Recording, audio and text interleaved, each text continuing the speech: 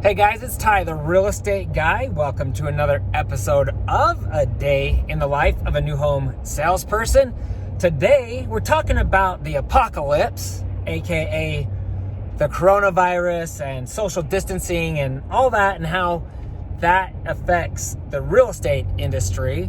We're also going to be talking about some other things. I'm going to tell you my story about how I got my start in real estate, or I guess more specifically, the new home construction industry.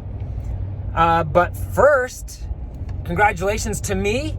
I'm almost to my 2,000th subscribers on YouTube. That has been quite the chore. I've been working really, really hard to put out as much good content as possible to just help people out. I do not try to get business on my YouTube channel. It's just to help people understand new home construction and real estate. And sometimes, every once in a while, I throw in some personal development stuff if I hear something or if I've done something that seems to work. So that YouTube channel is blowing up. It took me about a year to get to 1,000 subscribers and only about 3 months to get to the 2,000 mark. So my hope, my goal at the beginning of the year was to get to 10,000 subscribers on YouTube, and hopefully I'm on my way. Still got some ground to make up though.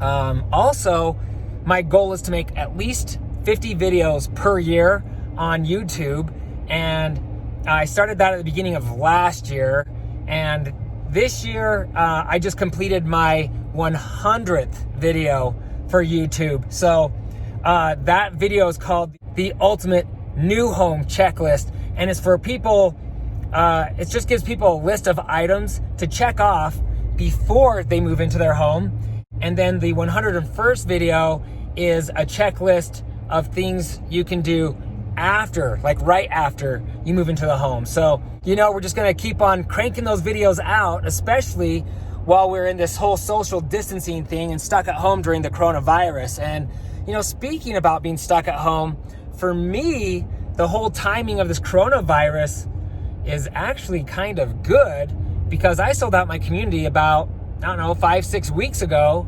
and my new community won't be ready for another 6 to 8 weeks. And so for me personally, I was kind of stuck at home anyway, so it's not been that big of a deal for me. But that is one thing with new home construction that does suck. If you're thinking about getting in the new home construction industry,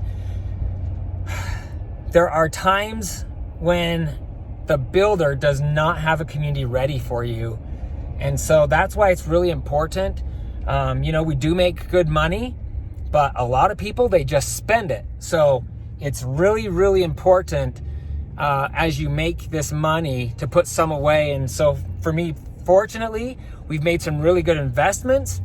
And even with the stock market crashing like it did last week or over the last couple weeks, and all the craziness that surrounds that, I've still done a good job, and my family and I are safe, if you care, and all is going well there. So I hope for you guys that you're all safe and that none of you are infected, and I hope you're not being like some of the foolish people in this country running around being crazy, because if we just quarantine ourselves for 2 to 4 weeks, this whole thing shall pass and we can all get back to work and not cripple our economy like it's happened in certain other countries that I'm not going to mention right now. But anyways, let's talk about market conditions really quick, because I know a lot of people are like, oh, the market's going to crash. This is going to cause the market to crash or whatever else. Well, it's not, at least not in Utah. We have actually continued to sell homes. The builder I work for, like I said, I don't have a community right now, but for the other salespeople, they're just cranking right along. And I've talked to my real estate friends, same thing for them. They're just cranking right along. So yeah, the market has slowed a little bit, but if you're in a place like Utah where people just need homes, it doesn't matter. They need homes. The market's going to continue to move. So that's what's happening here. Unfortunately for a lot of people, they're living paycheck to paycheck. So when something like this happens, it becomes tragic or a desperate situation for them.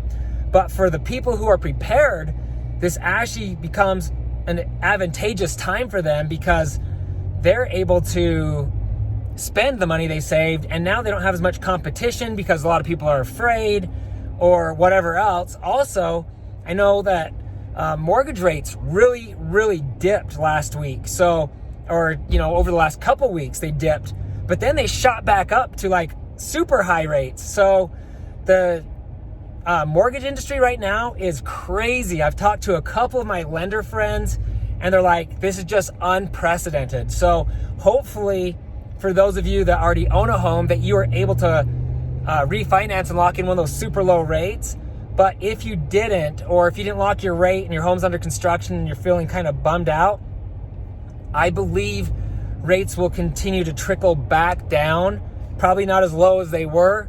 If you missed that bus, it is what it is. Don't cry about it.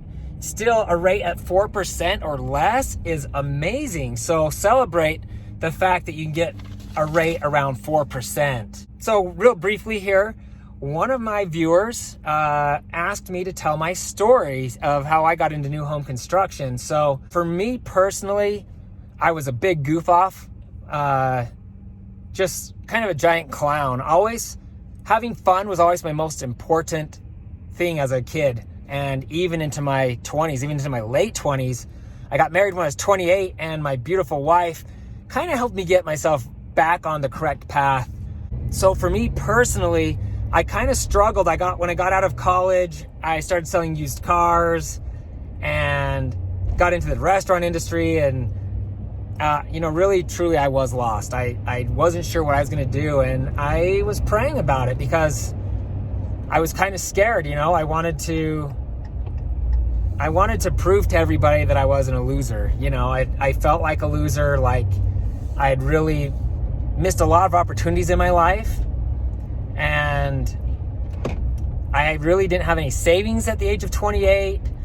Really, there was still a lot in my life that needed correcting. So I was really praying that the Lord would guide me to a career where I could prove myself and, make a living, and build a life that's worth having, right? And it just hit me soon after that I love real estate. I've always loved real estate, and I've always been enamored by real estate. So I was talking to my mom one day, and I was just like, it just hit me, and I was like, you know what? I need to get my real estate license.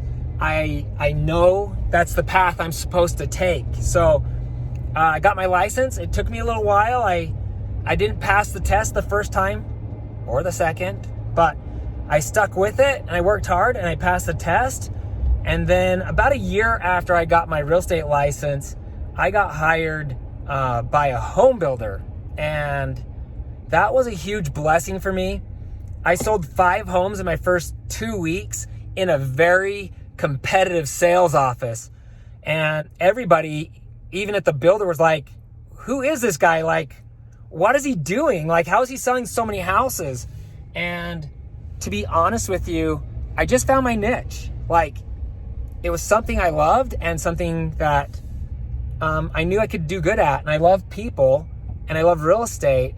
And to me, it was kind of a win-win where I could sell houses and help people and actually make pretty good money. So it became a dream come true for me. And it wasn't perfect. It never is perfect. I mean, I've made a lot of mistakes and had a lot of really good learning lessons. Sorry, I just ran over a curb right there. But I've, you're always going to make mistakes in life. You can't let those mistakes define you. And I've continued to push. I've had bad years. I've had horrible years, and I've had incredible years. And so you just have to remember, with real estate, new home construction especially, save your money. When you're making money, that's awesome. Don't go blow it. Do not go buy a $50,000 or $75,000 vehicle so you can impress your friends. Just keep it simple. Keep working hard. Put money in the bank. And then when you have a lot of money, then you want to get yourself some real estate investments so you can protect yourself when the market crashes, right? So like, for instance, for me, for me, I got a couple rental properties this year. Actually, 2 of the 3 properties I bought this year, I turned into seller finance properties. And so I've been able to continue to make money off those properties while I can't work.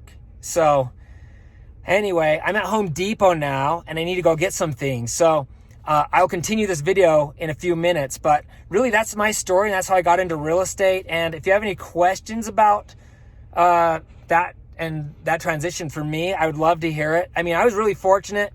In the office I got into, there was a guy there and I'd sold the 5 homes and he was like, dude, congratulations on your sales, but you're gonna need a little help. You're not doing your contracts right. And he sat down with me and we probably spent an hour, maybe 2 hours, making sure the contracts were in order and that I didn't miss anything really important. And that has always stuck with me and it made me want to return the favor. So for the most part, I've always been really good at helping new people that get into the industry. And hopefully these videos are helping those of you out there that do have questions about new home construction and the industry in general. So please, if you have questions about new home construction, you're thinking about getting into the industry, or you're in the industry and you're confused or scared or you need help, I'm here. Message me and write the comments below. I'll respond, and if needed, I'll make a video giving you an in-depth explanation. So anyways, that's it for right now. I'll continue the video in a little bit. All right, back on the road again. I just wanted to continue my story about how I got my start and talk a little bit about what I did to be successful. So for me, when I first got hired, I came in like a tiger. Like I wanted to conquer the world. And so I decided I wasn't going to be intimidated by the agents who'd been there for a while. And I decided just get in and get dirty, you know what I'm saying? And one thing that I did that separated me from a lot of new people was I studied the plans that the builder was offering. And I also walked through every home possible that I could. So, and I walked through them often as well. So the homes that were being built in the community where I worked, or the model home, things like that, I would walk through those homes multiple times. So I would learn that specific floor plan and what was so great about it. And then another thing I did was I went out and got to know the competition just a little bit, not too crazy, but I wanted to be able to say, we're a better value because of this reason or whatever else. So, and then, I just take a lot of pride in helping people, and people can feel that when you actually care about them and you want to take care of them. So I know that's not enough to get a lot of sales. Like I said, I didn't want to be intimidated by anybody, and that included myself. I didn't want to intimidate myself. And I think that's one of the biggest problems a lot of salespeople in general have, is they're afraid to make phone calls. They're afraid to ask for the sale. And if you're going to be successful in sales, you have to ask for the sale and you have to follow up. Like, there's statistics after statistics, can't say the word, and study after study that prove if you don't follow up, you won't make the sale. Or I guess they prove more so that when you follow up, you'll get the sale. I mean, I've seen multiple studies that show when you do multiple follow-ups, sometimes up to 7 times before people buy. So you have to follow up with people. You have to make the phone calls, send emails, send text messages. You have to do all that stuff if you're going to be a champion or a top salesperson. So anyways, that's kind of it for today's video. If I think of something else, I'll just throw it in here at the end. But I just wanted to let you guys know that I do care for you, and I want you to be successful when you decide to get into new home sales. And if you have questions, please ask me. If you found this video entertaining or the information useful, give me a thumbs up. And if you haven't yet, please hit the subscribe button below and ring that little bell so you're notified each time I post new videos. Okay, so just one last thing before I bring this video to a close. Part of my job as a new home salesperson, even when the community's closed out, is I have 2 closings tomorrow. Hallelujah. But part of my job is the night before to walk through the home with the home buyers to make sure that everything on their kind of punch list has been completed. So if you don't know what a punch list is, usually about a week or 2 before the buyers close on their home, they get to walk through the house with someone from the warranty department or the superintendent, and they make a list of things they'd like done before they move in. So tonight, I'm actually meeting with both of those clients here in just a little bit, and I'm gonna walk through the homes with them and just make sure those items have been completed because I want them to move into the house and be completely happy. Another thing that I've been doing because of this coronavirus is I've been actually out touring model homes just so people don't have to leave their home if they want to go out and kind of see what's out there. So check out my YouTube channel. I've got about a dozen home tours that I've done. And if you live here in Utah or Utah County, just let me know and I will go tour a home for you and put it on YouTube so you don't have to do it yourself. Okay, one last thing before I bring this video to a close. If you're a new home salesperson, give me a shout out. Comment below, tell me where you're from or, whatever. I just want to hear from you. Other than that, thanks for watching and we'll see you next time.